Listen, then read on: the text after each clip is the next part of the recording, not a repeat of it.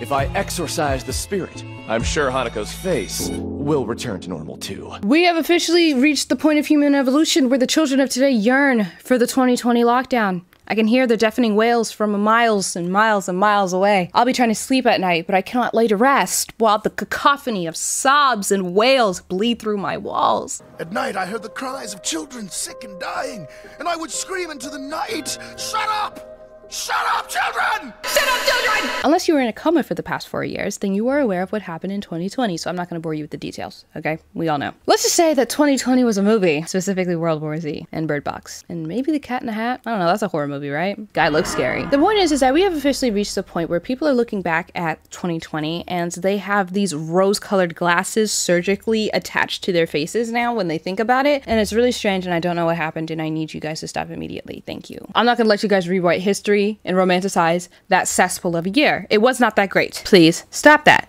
Challenge. Impossible. But first we have to talk about what is fundamentally fueling this newfound interest in the first lockdown. And now people for some reason are asking for a second one. We'll get to that in a second though. The villain behind this Scooby-Doo mask is nostalgia. Nostalgia is one hell of a drug, not to be mistaken with your lug. I'm sorry. Maybe I need to clear my ears or something, but I know I did not just say your lug. Your lug? L-U-G? I meant to say your love. L-O-V-E. L-O-V-E.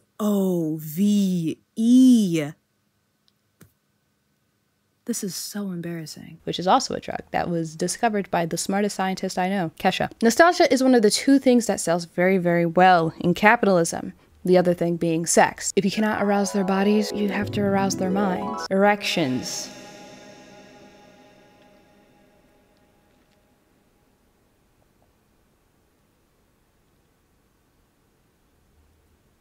It's interesting how humanity will always prefer the old over the new, even if the old is objectively terrible in comparison. I'm not saying that certain things don't get worse over time and the past is never better than the future. My theory on the matter is that there will never be a time in history where everything in the past was objectively better than everything that's in the future. Like right now, you know what I mean? In the past, you can fill up your gas tank with like a quarter and a gum wrapper and your hopes and dreams, but you still had to communicate with people via carrier pigeon. It was really inconvenient in a lot of other aspects, but hey, quarter for gas, but also you were getting paid, what, $20 a week? I'm sure our constant romanticization of the past has something to do with humans fundamentally not liking change and blah, blah, blah, blah, blah, blah, blah. Hey, I'm not a psychologist. That's my hypothesis on the matter. My point is that just because something is older and you've had more time to reflect on that thing, that doesn't mean that it's better than the new thing that's right in front of you. It's just like when people say that music back in the day was so much better than the music that's out right now. I'm like, in 20 years, you're going to be saying that the music of today is better than the music that's going to be coming out 20 years from now. Like this is a constant cycle. You guys always believe that the music you listen to as a child is better than the music that is being produced today. So let's talk about lockdown nostalgia. There are people who have fond memories of 2020, and some are taking that to the next level by wishing for a second lockdown. You know what? No. Jack Nicholson, come back. I used this clip in the last video. He has to come back. Jack Nicholson, please. Are you out of your fucking mind? If you are not aware, a new virus has entered the villa. I'm so sorry. No, but there's a new virus. Well, I don't know how new it is, but there's this thing called monkeypox that's been going around, and it has officially been declared like an international emergency. And some people's first reaction to hearing this was, shut that shit down! I better not see anybody leaving their house unless they're going to the grocery store to fight complete strangers over some goddamn toilet paper. If you got monkeypox, thoughts and prayers, because that virus is it's not too terribly kind to the people that it affects. It really affects them like physically. It's really bad. I'm not gonna show pictures because I get a little squeamish, but people end up growing warts in like spots on their bodies. You know, people have actually been joking that people would take this monkeypox stuff more seriously since it affects their outward appearance. You can't mess with the moneymaker, baby. Lockdown nostalgia isn't some worldwide phenomenon that has invaded the mainstream. This is really only an issue on like TikTok. and like maybe Twitter like a little bit. I'm not saying that there's a specific age demographic that is really spearheading this movement, but I'm just saying whenever somebody's yearning for another lockdown, you look at the age that's in their bio. 1 + 1 = 2. Let's not make this an age thing though. These lockdown nostalgia TikToks, they're usually those POV videos that annoy the hell out of me because nobody knows how to use the term POV correctly. It's been like this for years and I've given up. You guys are all just stupid, which is fine. I guess if you're like proud of that or whatever, then I'm gonna let you have that. The videos are just compilations of TikToks that were popular back in 2020 because it's like POV, you're scrolling on TikTok in 2020, and then it's just a bunch of videos of like the popular trends at the time, and then there'll just be videos of like people from the Hype House. When I think of the Hype House, I don't feel anything remotely positive. Like I get this like, oh, it's supposed to be nostalgic, remember back then, God, simpler times, and I'm like, I don't know, y'all. I suppose the nostalgia TikToks there, they don't work on me because I'm like, nothing about 2020 TikTok makes me even sort of want to go back to that time. 2020 TikTok was a lot. But yeah, there's also another form of lockdown nostalgia that's actually more of like a cringe compilation, so it's like the total opposite side of the spectrum here. We all collectively lost our minds during 2020, so the content that was being produced at the time was just very, very odd. But I feel so bad for the creators that pop up in those cringe compilations because, first of all, I was on TikTok in 2020, so I know that like half of the cringe compilations were jokes. I feel bad for those creators. I thank every star in the sky that I was not a popular creator in 2020, because if I had to deal with my old content being resurfaced and shoved back down my throat, I would find a time machine, go back to Pompeii when that volcano erupted, and make sure that I was first in line to get scorched by the lava. If you asked me to watch any of my YouTube videos from like a year ago, I would do that. The Christmas Kiss video that you guys love so much, for some reason, I refuse to watch it. In August 2025, I'm gonna refuse to watch this video too. It's just, that's how I work. That's how my brain operates. And that's just a year. Content from 4 years ago resurfacing and being put in cringe compilations of all things. Oh God, I would end up on the news. Obviously, you have to be in a place of privilege to see a bunch of people dying and becoming unemployed and only care about the fact that you have more free time. It's like, yeah, all that other stuff happened, but now I have more time to pick up the painting by numbers set that I bought a couple months ago and I haven't used yet. Glass half full. But hey, I'm not trying to piss on anybody's Cheerios, right? And shame you for wanting to stay in your house and having more free time, okay? I like my house too. In fact, I'm in it right now. Well, no, I'm not. Where the hell am I? It was nice to not have to go to school for several months because it unlocked my true passion in life, doing nothing. In fact, my dream job is to actually have loads of money in my account and marry a super rich man that conveniently has a little accident around the same time that I become the sole beneficiary of all of his assets and wealth. The problem is that people are overlooking the tragedies that were happening on a daily basis because they finally had time to learn how to crochet and they were playing Animal Crossing. I will admit that there are some aspects of 2020 that were pleasant for me simply because I'm lazy.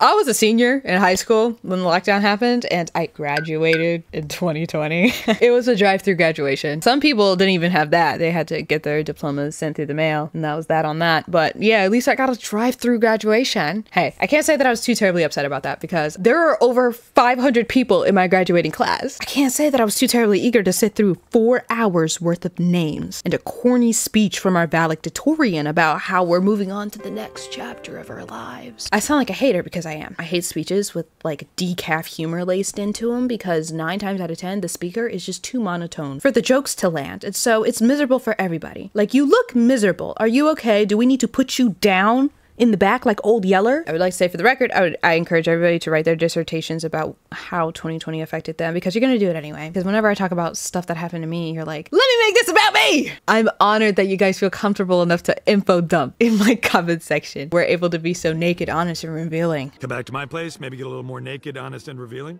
Oh, no thanks.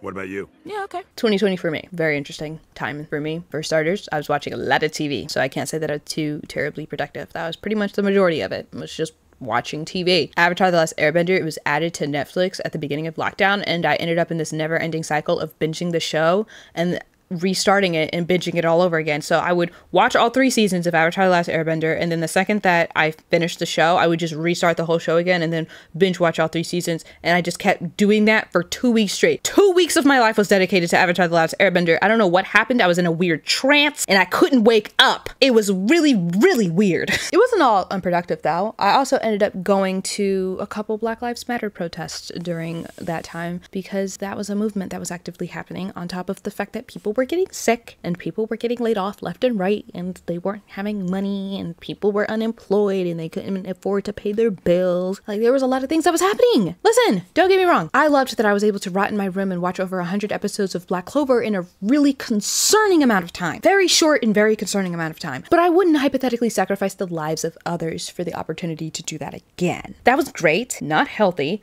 but it was great. I loved it, got it out of my system. Not really wishing death on others to make that happen again. You gotta understand what you're asking for, people. And besides, the good parts of 2020 only really happened in the first half of the year for me. So it's like, when I think, anytime I feel any sort of positive emotions towards 2020, it's mainly anytime before July of 2020. So that fall, I became a freshman in college and it went downhill really, really fast. Like, to put it mildly, I crashed out. I was at my lowest I've ever been mentally, and I actually ended up in therapy for a little bit.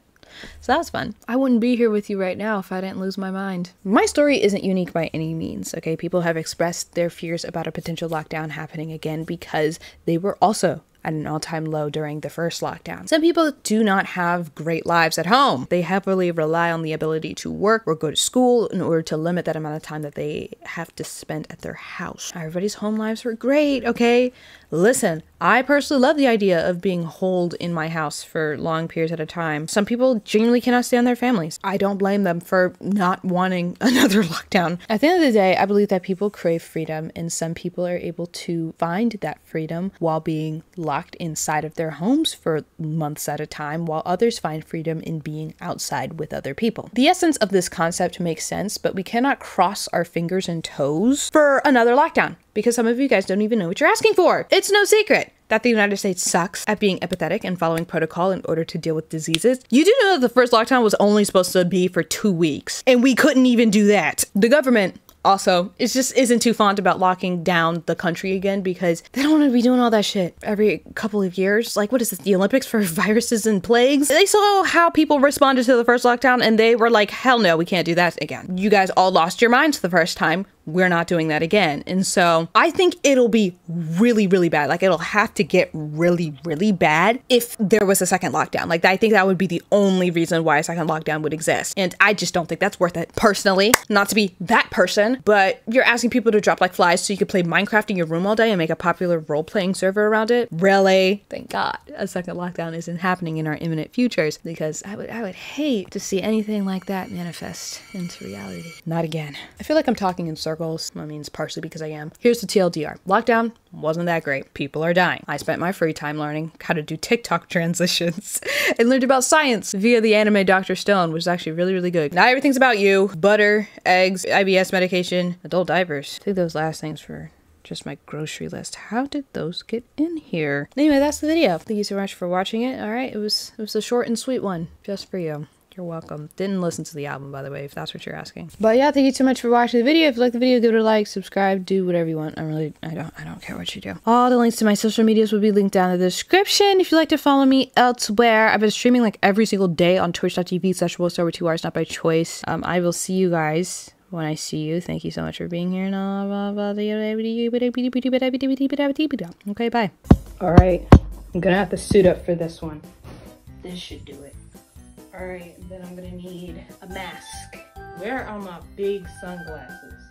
Boom, suited up. Now I just need something for my hands. These Santa hats will have to do for now. I am suited for war. It's go time. We're gonna find him tonight. Subject is not in my big hoodie. All right, the subject was last seen on the ceiling and scampered off after I threw the big hoodie. No sign of the subject on the floor. I have locked eyes with the subject. It is on my windowsill. I repeat, The subject is on my windowsill. It's in between the blinds. Okay, it's time to hit him with the Santa hats. On 3. 1. Actually, no. Sweatshirt, your time in war is not over yet. Redeem yourselves from the 3 failed attempts.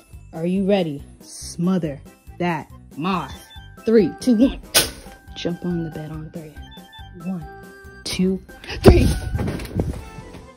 Subject is not on the blinds. Not sure where it is either. Redeem yourself, America. Find that moth. It doesn't look like the subject is on my sweatshirt either. It must be in here. Going down the blinds. Hey, Dad. There's a moth. I think I got it.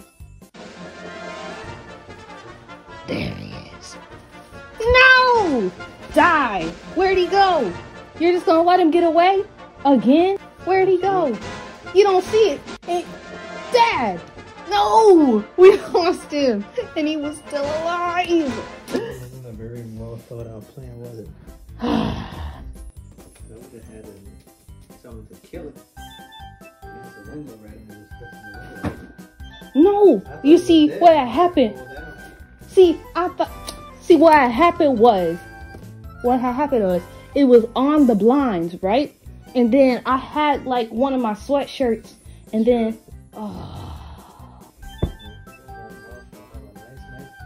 no, it is not. Because if I don't kill it tonight, I ain't sleeping in this room. This is not funny. This is serious. You be so cavalier just letting it fly away. You let it fly away. I had nothing to do with it. Yes, you did. I thought it was that. That's why you were playing around with it. I was not playing around with it. I was trying to finish off the job. That was the 4th time. I've been trying to kill it for like the past hour. It's been terrible. I don't want it. I'm not sleeping in here if it's not dead.